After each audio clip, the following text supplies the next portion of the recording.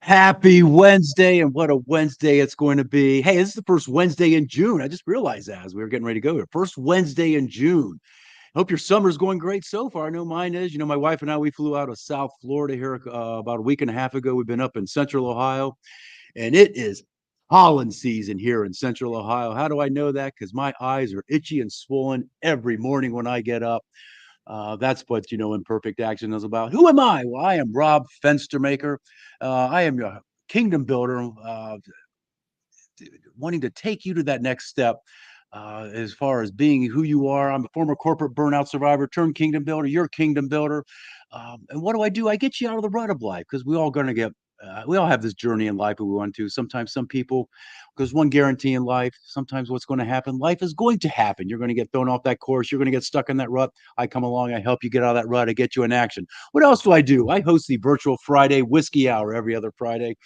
On our past event, we talked about the good, the bad, and the ugly of our AI futures. Keegan, you've been to the virtual Friday whiskey hour before, have you not? Yes, sir, I have. Amazing event. Amazing event. Yes, it is. We always have some great conversation. Some people say, hey, I don't drink whiskey. There's no requirement to drink whiskey. Just show up and enjoy the conversation. I also host the Iron Sharpens Iron community, which is every other Tuesday, where we bring people together and have that conversation of deep meaning and just try and build a community. But enough about that. It's time to introduce my guest today. I've gotten to know Keegan here for about a year now. And my guest, Keegan Schaefer, he is what I like to call a tribal stoic. Keegan, thank you for joining the Imperfect Action live stream. How are you doing today? Rob, so great to be with you, my brother. I'm doing well, and I'm very looking forward to this conversation. Yes, sir. So tribal stoic. For people who don't understand what a stoic is. Well, what exactly is a stoic? A Stoic is, first of all, Stoicism is a philosophy that's been around for over 2,000 years. And essentially, the easiest way to break it down, it helps an individual create inner peace, right? Control what you can control. That's the easiest way to put it. So I believe it's more of an ideology, a philosophy, a way of life that people can use Mhm. in their journey forward and being the best version of themselves. And what got you into stoicism? Personal hardships. Okay.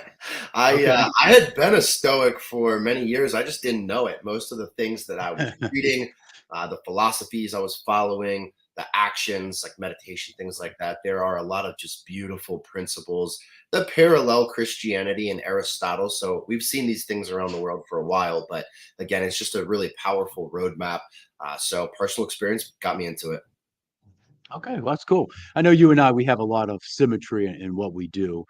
And I know for you and for me as well, bringing men together is vital, is important.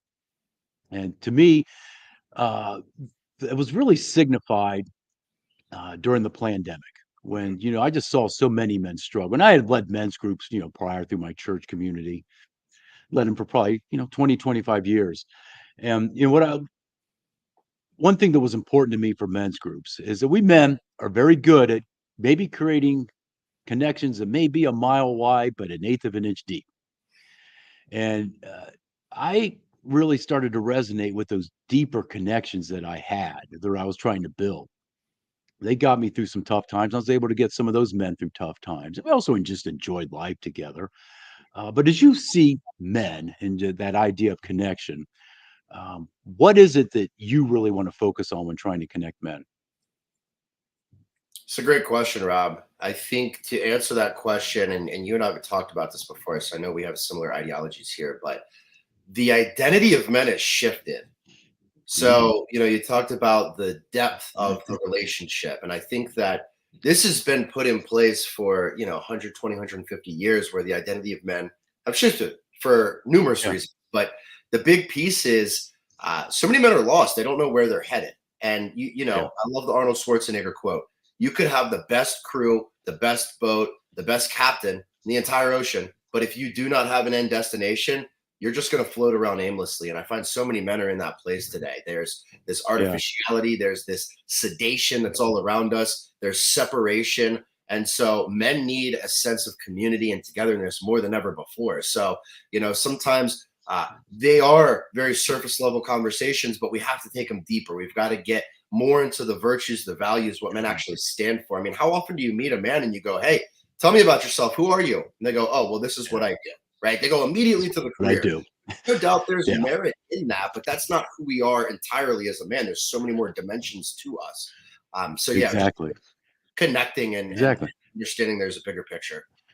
Yeah, that 9 to 5 identity can be crippling. I mean, I've been through 3 corporate downsizings, and, I was really wrapped around that 9 to 5 identity, and when that first one was taken away from me, it's a gut punch, and I really struggled. I struggled for a couple of years just trying to figure out what's next. I mean, was able to get another position, fairly quick, but it's still there was just something inside of me that just said, "This doesn't seem right. There's just something missing here." And I've got to figure out what is beyond this 9 to 5 identity. And you've nailed it. So many men want to identify with the wrong things, and I see men just struggling. You see it all the time. If I see a man that just doesn't know where he's heading, you know what? He's going to arrive somewhere. You got to know where you're going. You're going to arrive somewhere. You might as well make certain that's the destination you want to be. And it's very commonplace to see men that just kind of check out of life. They just sit on the couch, binge Netflix, or get on the internet and start getting into those websites, looking at women and that are titillating to them, and it just doesn't serve them well. And they just kind of wake up and do it again. They're just lost. They don't know what's going on. They don't know what is that next option for them. And I agree with you that men have kind of been bastardized in a way that doesn't serve men. And the idea of manhood to many is a curse word. Hmm. And Absolutely. men, and then, I mean, and there's some men that yes, I see that. I mean, I got to wonder, come on, dude, let's get it together here. But the idea of manhood and raising young boys to be men, that is something that just needs to take a priority, just It, absolute priority. it has to. I mean, listen, if you look at our country, even 70, 80, 90 years ago, Yeah. very different. I mean, even just take the school Mhm. system as an example. If you were to look at the average man in the gym class, you know, Yeah. maxing out pull-ups, push-ups, being able to run miles, like that identity is shifted. And so, I know you're familiar with this statement, this term, but strong men create hard time, or sorry, strong men Mhm. create easy times create weak men create hard times create Yeah. strong. And so Yeah. I think you're so right, Rob. I mean, we have this responsibility to help the next generation. I think in some of the depths that I've experienced, and I've experienced some trauma, and there's some people out there that are really great pioneers in the trauma space, like Viktor Frankl and Ryan, that Yeah. great names out there. But the thing that I've surmised from all of their messages is that when you get to the end of your days, you ultimately want to know that your life had a bigger purpose. That's how we gain fulfillment. And the only way that we can bridge that gap is by impacting other people. So if you can take the experiences that you've had in life, leverage them with your gifts, your interest, that vision, and impact others, I mean, what better way is there? And I think so many men have lost that aspiration. They've lost that hope, so Yeah. they're not going to show up. And I'm curious, from your experience, you said that you kind of made that transition out of the corporate world. Um, what was your big motivation there? I just would love to learn from you. Well, my big motivation was being shown the door. I was shown the door once. I was shown the door twice. You think I would have learned something, but I was a glutton for punishment. I had to go at it again. And the third time happened. The third time happened in the heart of COVID. Mhm, Now, I'd already kind of laid the groundwork of, doing what I wanted to do now. I was just trying to create a little bit of a side gig. I was 58 years old at that time, and I'm just like, no, I'm not going back into this. There is no way I'm going back into corporate. I just can't do it anymore, just for peace of mind. And so I just kind of flipped a switch and just said, this is my encore career, and I have an opportunity to leave my impact. And that's what's important is we want to leave an impact in this world. We want to leave something, our legacy, whatever you want to call it, our legacy. Now, I granted, I mean, most people have, as legacy are not going to be remembered 100 years from now, but you never know. You never know. You just have to take that you have to treat it with the opportunity to do something. You mentioned something there about Viktor Frankl. And I make it a yearly practice to read his book, Man's Search for Meaning. And if it's a quick read, I mean, it's a deep read, but it's a quick read. And every time I read it, I get something new out of it. Mhm. And, you know, d- d- talk about somebody who had to go through something. Tomorrow, you know what tomorrow is? Is the 80th anniversary of the D-Day invasion. Mhm. And look what those men had to do 80 years ago tomorrow. And I like to be I have faith in the human spirit. And I think if it got to the point in this day and age, I think men would stand up and rise up and do what those men did 80 years ago. But there's days I'm just like, hmm, I really have to wonder. I really have to wonder. And and I've really studied that time frame. I'm just fascinated by that time frame. I've had the opportunity to visit several of World War II battlefields in Western Europe. And one of the things that I always wondered, I'm like, what would possibly make a man want to step out of an airplane or step out of a boat with a chance that, hey, I'm not going to make it for the next 30 seconds? Mhm. What would do them? And it dawned on me that the only way they wanted to get home, but the only way for them to get home, they had to take that step. And it's just like in life. When we want to get to that destination of what we want to do, you've got to take that step and just keep taking those steps and keep taking those steps. Absolutely, man. Yeah, absolutely. And I think that, you touched on a couple of big things here. The average person, even the best of the best, may not be talked about 100 years after their demise, right? There's Yeah. this statement that all buildings will eventually crumble, but the strongest ideas will last forever. And I think that that's a really True. big component, right? So you talk about that conviction of, a lot of those people, why would they step out of that plane? Why would they even be in the plane in the first place? Well, because Yeah. there's a belief in the greater good. Like you just said, if it really came down to it, the human spirit is such an amazing thing.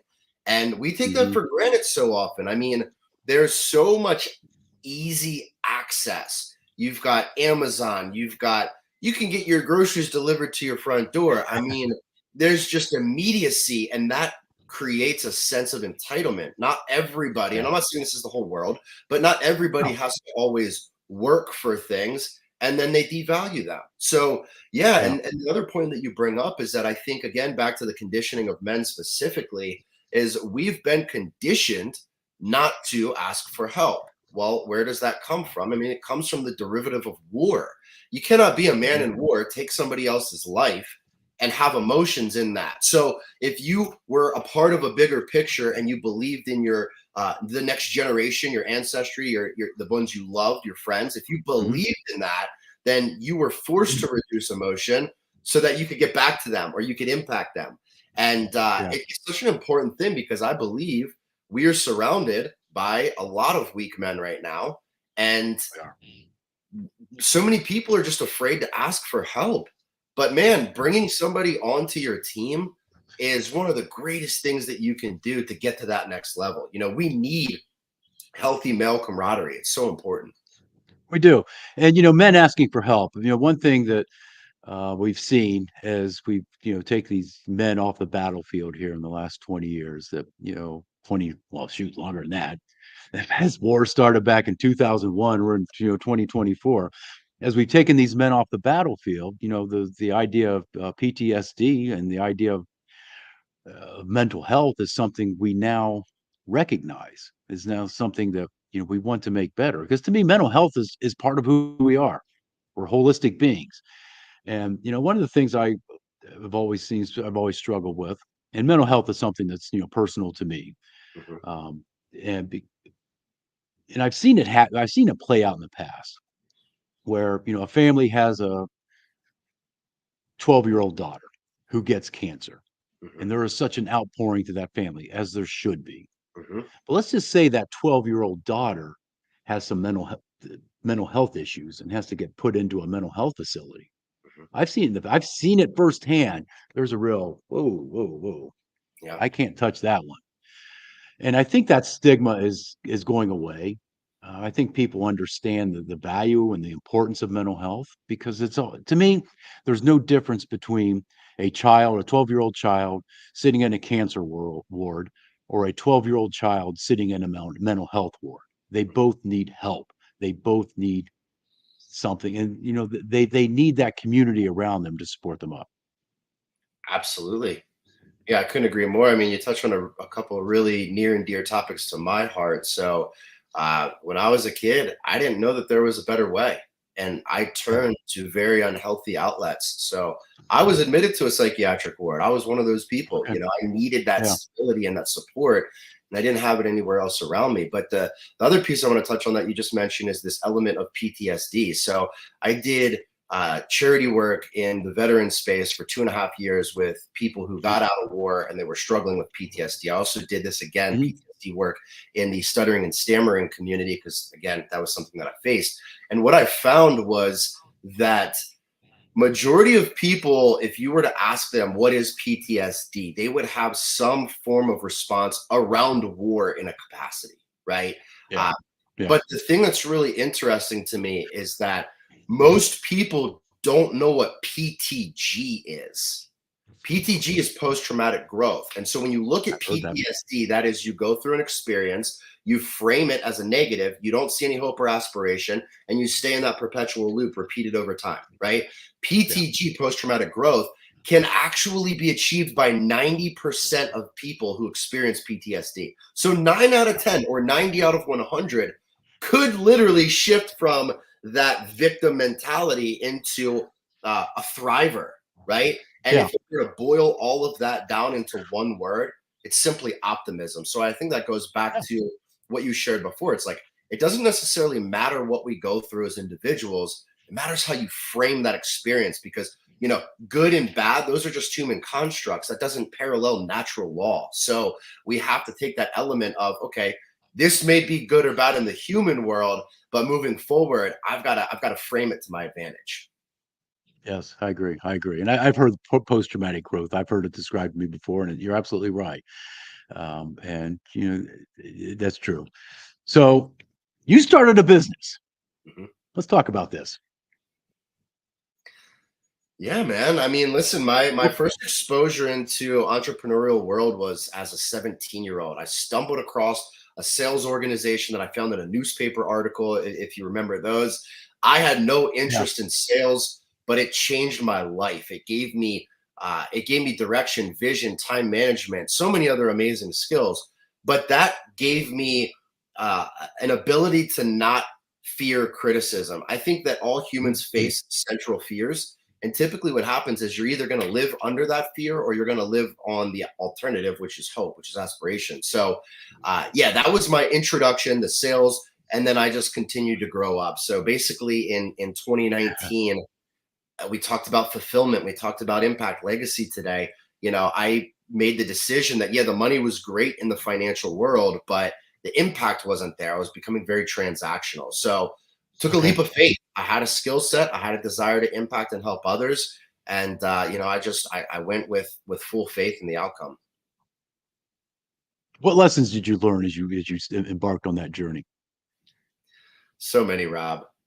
Just as you know, my man, it's, resilience, I think, is one major one, because what a lot of people, and we just talked about this as well, there's this society of immediacy and entitlement. And so many Mhm. people have amazing skill sets, gifts, knowledge, experiences that they can use to impact other people. But until they actually make that shift, it's never going to happen, you know? Yeah. So I think the resilience element is something that you have to continue a pursuit towards. You've got to continue pushing forward no matter what happens, because it's not always butterflies and rainbows and sunny days. There's a lot of tough work that goes Oh, into there it. is. There is. Yeah, we live in, I say we live in a microwave society. We do. Everybody wants it, everything right now, right now, right now, right now. I get it.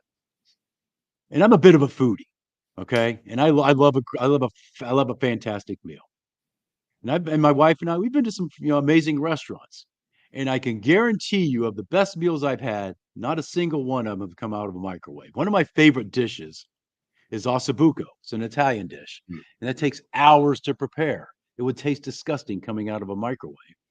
And sometimes life just takes time. It just takes time. And you know what time is? It's our most valuable asset. it is our most valuable asset. And I see too many people to just, when I hear words, people say, I ask them, well, I'm just killing time. I'm just wasting time. I'm thinking, what? Would you take your money out of your bank and go outside and burn it? Would you just, hand thousands of dollars, just throw it up in the air and let it go? But that's what you're doing with your time. Because once our time's gone, it's gone forever. It's gone forever. That's what makes our time so valuable. And how we use that time speaks to who we are and what it is we want out of life. Couldn't agree more. Yeah, we talked about this in group a couple weeks ago, but this element that people are worshiping money, something that's printed every single day, and not worshiping time, which you can never Yeah. get back. And it's Right. it's it's just a twist, right? I think that well, why does anybody spend their time or money on anything to seek transformation? I'm a foodie too, by the way.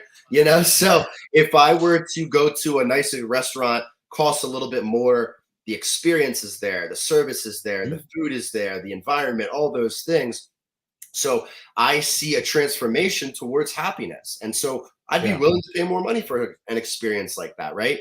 But I think that people are on this conundrum of money, money, money, and they think that the money directly equates to happiness. But Yeah. there was a study by Harvard several years ago, and they basically said that once a person exceeds $75,000 in income, their actual happiness doesn't go up at all.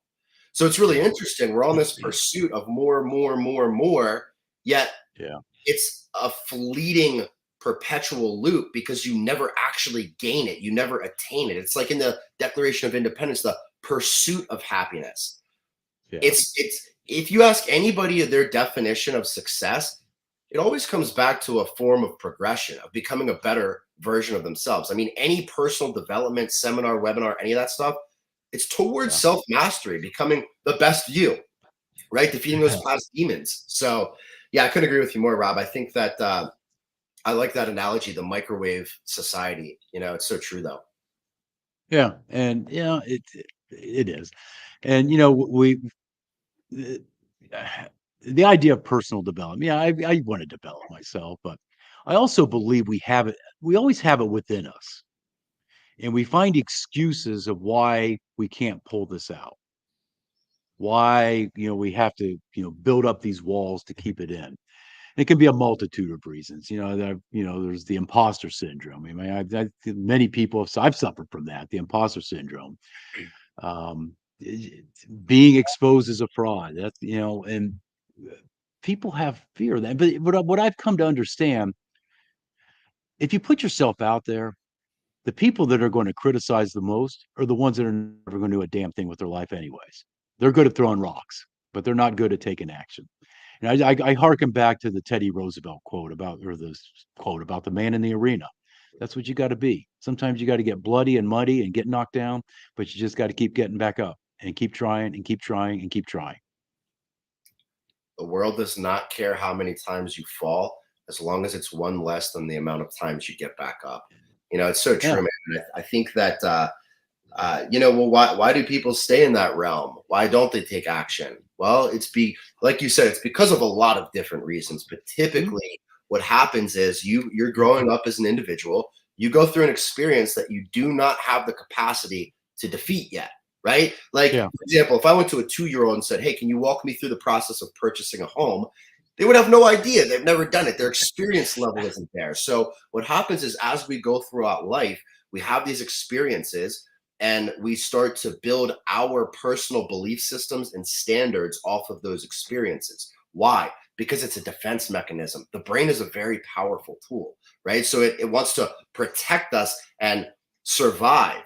But the problem is, if you stay in that world for too long, you're just in survival mode. I mean, you might as well reduce yourself to the animal kingdom. And it's a Mhm. harsh thing to say, but it's so true. You if you're not growing, you're dying. There's an element of constant growth and evolution. And so, yeah, I definitely believe what you said wholeheartedly about the personal development. You have it within you, right? Like there's Yeah. this story that I'll share very quickly, but there's a father who has this land in Texas, and this is a true story. And Basically, it was 5 generations passed down. And if you were to go look at this plot of land, it's a lousy piece of land. There's no vegetation. It's just dirt and sand. Not really much to view. One day, this guy walks by and knocks on the door and says, "Hey, would you mind if I drill for oil? If we don't find anything, you don't lose anything. But if we find oil, you're going to be rich." And the guy's like, "Really? Like we've been here for 5 generations. Like, go for it. I don't care." So the guy goes out and he drills for oil, and this is in the 1960s. Finds the second largest oil strike in U.S. history. So to your point about personal development, the oil was always there. It just took an external force to come extract it. And so, Yeah. yeah, I think that usually in the personal development pursuit, again, it's just about mastering self. But sometimes back to those limiting beliefs and survival mechanisms and conclusions that we've made throughout time, we just don't have the ability to see a different way. We're stuck to the True. blind spots because they've gotten us to that point. And so, yeah, it's so important to personally develop, to grow, to evolve, and it's uncomfortable. It's not an easy thing to do by all means, No. because who admittedly wants to be wrong? Who wants to say, "Hey, what I did before, it didn't work"? It's hard to do that, but you Yeah. got to do it. You got to. And you said the key word there, comfortable or uncomfortable. Yes, it's going to be uncomfortable. Too many people want to just remain in comfort, which reminds me of one of my favorite songs, Pink Floyd's "Wish You Were Here." And there's just a line that resonates with me so much. Did you exchange a walk-on part in the war for a lead role in a cage? Well, you know what a lead role in a cage is? That's being comfortable, and that's doing nothing with your life. A walk-on part in the war, that's getting uncomfortable, and that's giving you the opportunity to make a huge impact, make a huge difference. Absolutely. And Rob, I mean, what better path is there? Right? It's like, I know it's not this simple, but if we were to categorize the daily output, you have one category that just complains about things and one category that just acts. The imperfect action that you talk about all the time, right? That's what it's about. Because the That's what it truth of is. the matter is, and you touched on this before, even the best of the best out there, they don't wholeheartedly know. There's still areas for them to grow and to evolve. So what I'm really saying Absolutely. is, even the best in the world out there, they still don't have all the answers, right? So No. you gotta just take action, and don't let those fears thwart your greatness. And there's this statement that I love: you are the aspirin to somebody's headache. How long will you let them suffer? Yeah. Yeah, you said it. And imperfect act. I mean, I call it the imperfect action live stream for a reason, because you know what? There is no such time as the perfect time. You just have to take the action. Don't worry about, what may happen. Something bad happens or you screw up, you know what? You learn from it and you try again and you keep trying and you keep trying. That's what action is about. And if you're just sitting on the couch all day, you're not going to get anywhere in life. Yeah, you may know who the Kardashians are, and you may know everything about Netflix, but in the big picture of life, it's not going to serve you anyway. It's not going to serve you a bit. So now you've written some books, Mhm. and how many books have you written? Working on the third right now. Okay, what's that experience like? It's very cathartic. I think that every single human has a message within them. Yeah, Usually, and it's again the same thing we've talked about today. They either don't know how to start it, they fear the time output, and the one that I see more often than not, people go, "Oh, well, what if I put this out into the world and people don't like it?" They want that perfection element, but the journey itself is it's rewarding. It is uncomfortable, depending on the context. If you're sharing personal stories or things like that, that's tough stuff to put out there, but man, is it so rewarding. I mean, we talked about legacy today. yeah. Those ideas, those thoughts, they can change lives. You never know who's going to pick that book up and get a new thought, a new idea, a new impact. And I think that's what it's all about, sharing the message consistently, and that ripple effect just going out to the world and impacting one more person. I mean, book Mhm. is tough, but it's rewarding. Now, this is one of your books, The Five Pillars of Fulfillment Through Purpose. Mhm. And as you were going through that book, writing that book, putting it together, what are some things you really learned about yourself during that process? This is an interesting one, Rob. So this was about 2 years ago, almost to the date. Um, I was bit by a brown recluse. I also had COVID. I was purchasing a new house. So all that stuff was going on, and I was writing this book, still running the business too, by the way. So I Yeah. was mostly bedridden for a majority of that month.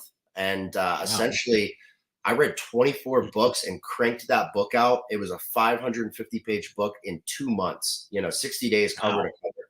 So it taught me a lot about myself. I think about David Goggins in this context with Can't Hurt Me. He says, in that book, he says that often when you think you're at your final edge where you've really given it your all, you still have 40% to go. And so I think that's a great reminder, especially on the Imperfect Action live stream, this concept that, John C. Maxwell said there's two types of people. There's a type of person that waits until they feel like acting, and there's a type of person that acts so they feel a certain way. So it all comes down to I learned about myself that I was capable of a lot more than I thought I really was, and that book has touched people's lives. And it's amazing to get those notes back, to hear somebody say, "Man, I picked this little nugget up here. I changed this pattern. I changed this habit." I mean, what better message can you get? I mean, that stuff just touches my heart every time. Yeah. Yeah. What are some of the best stories you've heard from people that touched you, that reached back out to you after they've read it? Well, there's one that will always stay with me because I saw myself in this young man. He was a 19-year-old guy, read the book, and he said that he started waking up 5 hours earlier than he ever had before. He started working out every single week, started drinking Oh. more water, started meditating, got in touch with the spiritual world. So, just to hear that transformation just from some words that I put on a piece of paper, I mean, that's Mhm. incredible. A lot of the stuff in books in general, it's not necessarily revolutionary ideas. It's just that each Oh. person has a different way of conveying the message. And that's why it's almost a responsibility of ours to get that out to the world. Again, you don't know I who it's going agree. to impact. I agree. I mean, I agree. There's nothing new under the sun. Mhm. But I mean, I love listening to motivational speeches, and some of them resonate more just because there's something about the way they deliver it. Maybe some folksy way they say it, or maybe they have some twang in their voice, or whatever it may be. But it just, I'm like, all right, and I can enjoy listening to them, but they're not saying anything profound. Well, they're saying stuff profound, but nothing new. Right. But they're just saying it in a way that just clicks. It just clicks with me, and I'm like, okay, I can believe that. And that's what it's about. We all have the ability. We all have a message, a story within us, and we all need to be willing to deliver that message, deliver that story. And I don't think, I think all stories. I don't want to say all stories are worth being told, Mm. and too many people die with that story in their heart. They die with that story in their heart. They've never told it. They've never taken that next step. They've never done anything with that message that's within them, and that is sad. That is so sad. That It, and I've heard it described that the most valuable land in all the world is cemeteries because that's where all the great dreams and the great stories go to die. I was going to say that quote. So I'm glad you said that. But yeah, and I think that, another point you touched on is if you look at any historic era, any geographic location in humanity, everywhere and every people has one thing and one thing only in common, and that's the power of stories. So, you know, getting that story out into the world, it is an amazing thing, but we all should do it. I mean, the Greeks brought the library into commonality. In like 200, it was like 200 BC, I think 205 BC, something like that, where they actually Yeah. had books that you could rent out, and it's just such a Yeah. cool concept. I think that people have amazing stories, or they pick little bits and pieces up here and there, and you want to share that out. The second book that's about to be on the shelves right now is Growing Through Adversity, and that was a tougher book. I had to share some personal Okay. experiences and stories, and that's rough. Yeah. Yes. Yeah. We all have those things that are in our life, and for some people they're afraid to tell that part of their life. And I'm pretty open with who I am and what I've gone through. Um, and if someone wants to ask, I'm willing to share some of my experiences because those experiences that I've gone through and how I speak can change somebody's life. And because I've been there. Talk about imperfect action. We're having some right now. I'm in a room where um, I needed to stay in motion. I wasn't staying in motion enough, and the lights just popped off. So that's why we call this the Imperfect Action live stream for a reason. But where I was going with this, I have many mentors in my life. Mhm. Some of those mentors I've never met and I never will meet, but I've Right. read their books. Yeah. Yep. I have read their books. Yeah, that's such an important. I mean, again, if you look at the essence of humanity, we've been communal in nature for thousands and thousands of years. The technology era and a couple other things have started to create more independency. But again, that sense of community, it's a part of us. We need that element. So, uh, yeah, I just think Yeah. that. Go ahead. Can I share another community with you? The virtual Friday whiskey hour is coming up, not this Friday, but next Friday. You know what? Some people have said, hey, I don't like to drink whiskey. There's no requirement to drink whiskey. Just show up and join the conversation. It's always a fun event. I've even brought my wife to this event, and I asked her how would you describe this, and she says it's unique and it's interesting. So if my wife can say it's unique and interesting, you know what? You need to stop by and check it out.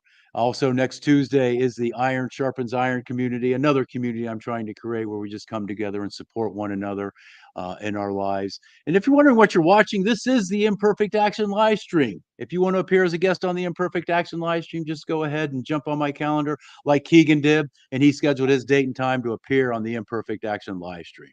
So it's just time for a little shameless plug. That's all that was, Keegan. I So love and I'm not shameless in plugging what I do. You know what? If you have a business, you've got to plug it. You have to plug it. Absolutely. Absolutely.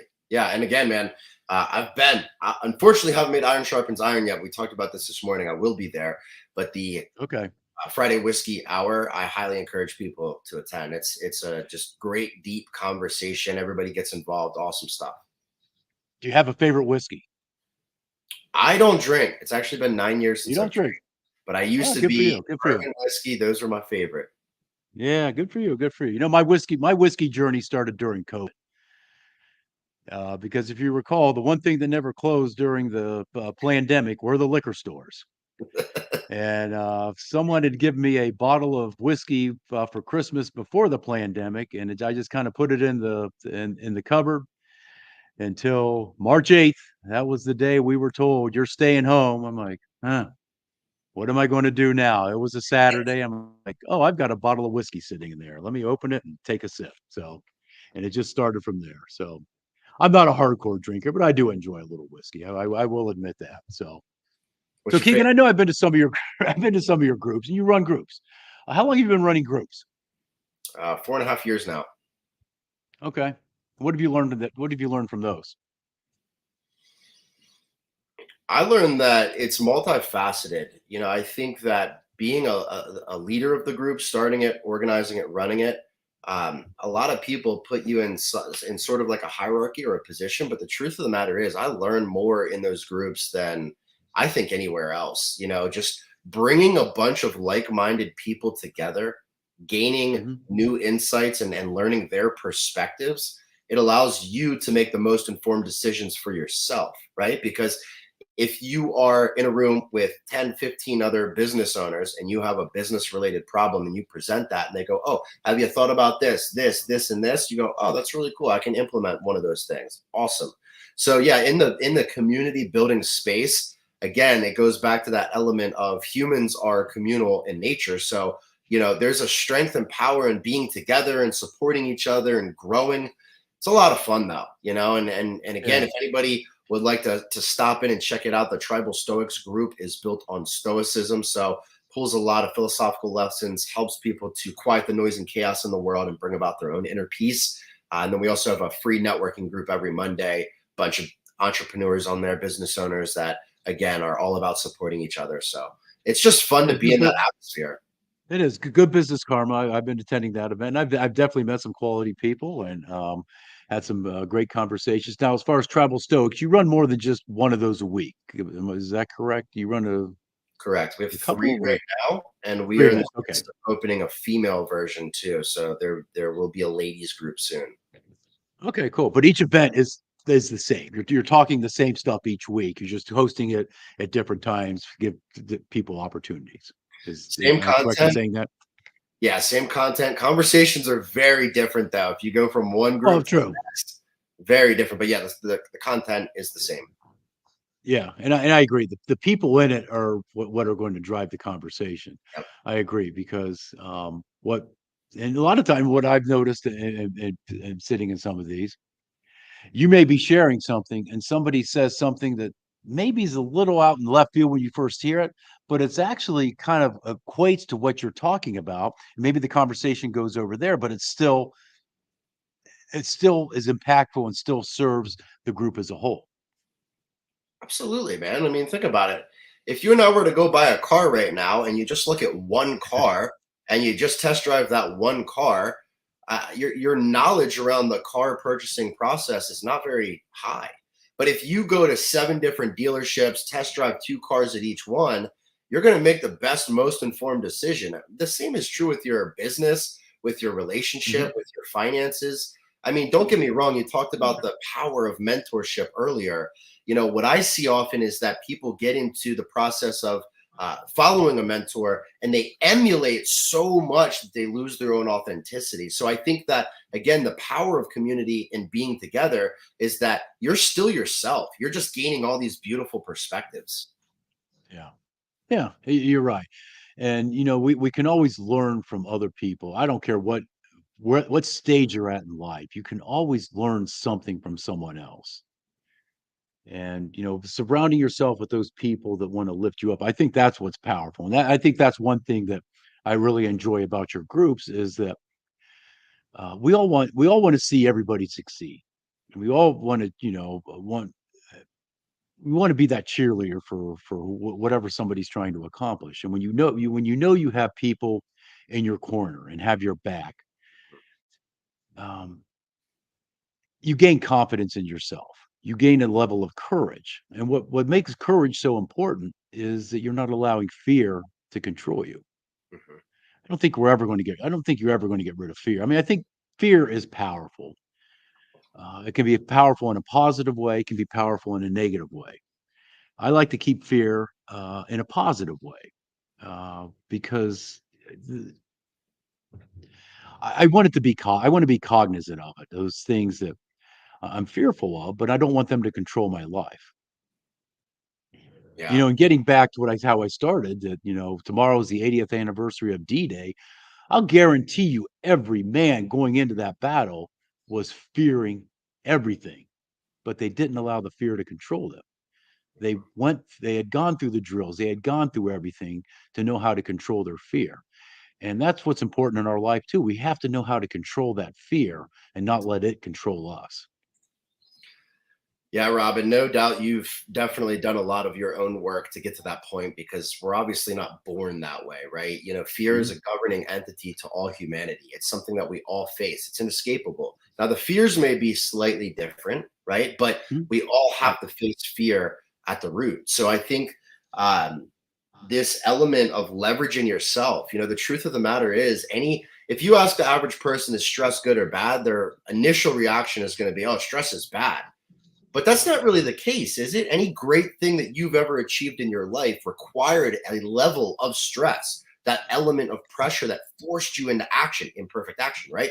But if it's Yeah. too much stress, that's where it can become toxic and catastrophic. So, yeah, I True. think that element of you talked about courage, and I think that you know there's a recklessness if you go to the emotional side, and courage kind of Yeah. brings you back to that center to balance out your decision making process. So yeah, I Yeah. think fear governs us all. You you know what's created with stress and pressure, don't you? Diamonds. Diamonds are created with stress and pressure. That's right. And look how sought That's how after they're they are. created. And look how yes, look how exactly. And your life can just be as everybody's sought after as well. When you allow that's stress and pressure to change you in a way that takes you to that next level. And we all want to level up. To feel that gaming term, we all want to level up in life, Mhm. because it's to me it's like get busy living or get busy dying. And you So, kind of touched on that earlier. If you're not living, then the opposite must be true. The opposite must be true. And I want to live my life. I don't want to leave anything on the. I say, I like to say life is a battle. It really can be a battle. I don't want to leave anything on the battlefield. I'm going to leave it all out there. That's what my aspiration is. When I'm no longer in this life, I want my life to have been totally left behind. I want to have left everything out there. And it makes me sad when I see people that don't want to do that. They just want to hang on to what they've got. And I don't know. But I think we're both speaking to that same, I know we're both speaking to that same thing that mhm. um, we're trying to get men to live that life of significance, to live that life that makes a difference, to live that life that not only serves them, serves their wife, serves their children, serves their business, serves their community, serves whatever they're doing. And that to me is the ultimate mark of a man that can do that. Couldn't agree more with you, Rob. Yeah, and again, we have that parallel ideology there. And I think, the bottom line is, listen, pain is unavoidable in human life. There's always going to be an element of pain. So if pain is unavoidable, why would you not get a reward out of it, right? How do you make orange juice? You take an orange and you squeeze every little drop out of it. And that's what you were saying. Leave it all on the battlefield. I mean, when it's all said and done and you look back, and I've literally been in rooms with people on their deathbed, and I've asked them many, many times in the financial insurance world, and I've asked them many times, if you could go back and do it all over again, what would you do? You know how many times people ever brought up money or material goods? Never, never. It was Yeah, yeah, always about, I would have done this a little differently. I would have spent a little more time with yeah. this person. I would have moved in that direction. So, I think to your point, and I couldn't agree more with you, it hurts my heart to see men that have just given up hope. They've relinquished their power over themselves. And so I'll share this the starfish story. There's a couple walking down the beach, and the guy bends over and he picks up a starfish and he throws it into the ocean, and they keep walking and he bends over and picks up another one. His partner looks at him and goes, "What the heck are you doing? You're never going to save them all." He picks up another one and he throws it back into the ocean. He says, "Yeah, but I just saved that one." And I think that's the message, right? Can you just save yourself? Can you save one more purpose? What greater purpose in life is there than to master yourself and use those lessons to support others? There isn't. I agree. I agree. And, we don't fully know what our purpose in life is. I like to call it um, that secret name that we have written on that white stone. And I got that from the book of Revelation, Revelation 2:17, where it says, that one day you'll receive a white stone, and on that white stone will be written the secret name that was specifically set aside for you. We don't need to wait to get to that next life. I absolutely believe we can discover it in this life.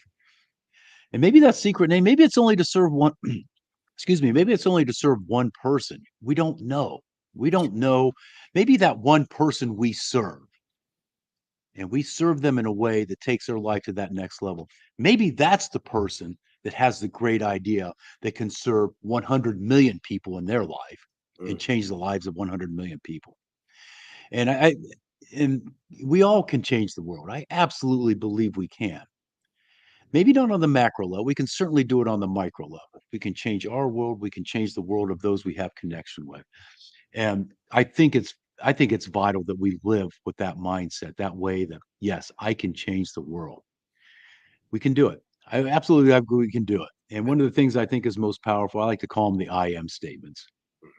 If you journal, I love to journal. Just write down I am statements. I am whatever, and keep trying to come up with different ones. And there's days I've done that, and I'm writing for 30 minutes, and I'm coming up with them. Oh my goodness! And then go back, save all those, and go back and reread them. And it's powerful. It is one of the most powerful things I've ever done for myself. And I've actually taken some clients through that exercise as well. Just spend time writing them out. and it is powerful. Very powerful. Yeah, Ernest Hemingway said, "I So don't know what my thoughts are until I write them down." Right? yes, yes, I'm what I'm horrible at. So if I don't write something down immediately, it's gone. It Yep. so if I get a Gone. thought, I got to write it down quick. It's gone. It's gone. So I've got to write it down fast. That's why I was always try and have pen and paper near me in some way. So at least phones now I can at least go on my Google Docs and just type it out if nothing else. If I don't even have a pen and paper, so that saved me many times. So if people want to reach you, what's the best way to reach you? Yeah, yeah. Email's great. You can check out the tribalstoics.group. Thank you, sir. Yeah, a lot of good events, the community, all that fun stuff also on there. So when they go on your webpage, what will they see? On that one in particular, you'll see a little bit about the group. You'll see a little bit about our upcoming retreat, which I'm super excited about, and then our leadership opportunity. So the retreat is going to be here in the Blue Ridge Mountains. It's a purpose-driven retreat for men. We will be focusing Okay. on mindset, health, relationships, and overall purpose. So the amount of growth and potential you can really expand on in a short period of time, face to face, is amazing. So So that's what's some what's the date?